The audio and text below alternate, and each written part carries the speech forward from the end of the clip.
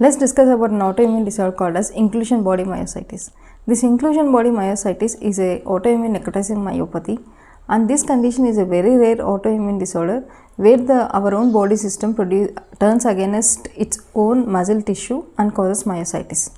This condition has a chronicity, and also we see the asymmetrical distal muscle involvement in this condition.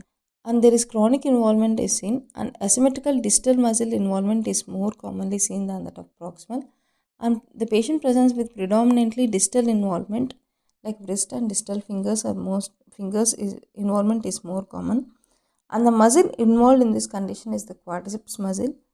And the symptoms what are seen in these patients are there is difficulty in standing up from the sitting position, and patient experiences difficulty in climbing stairs.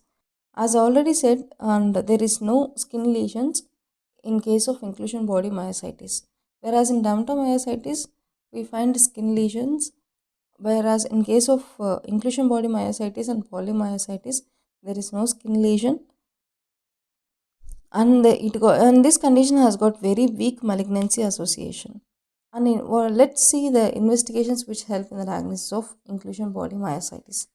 The main investigation which help is the muscle biopsy. In case of muscle biopsy, we find sarcoplasmic and nuclear inclusions with vacuolated fibers, and also other tests also which help us in the diagnosis are the other routine blood test and also electromyography. These are the routine tests which help us coming to the diagnosis of inclusion body myositis. Distal muscles like wrist, fingers, these joints will be more commonly affected in case of inclusion body myositis. This condition is more commonly seen in case of adults, elderly males. And what are the this condition, inclusion body myositis, is often triggered by viral illness like HIV, HLTV viruses. And this condition is usually steroid unresponsive. Thank you for watching.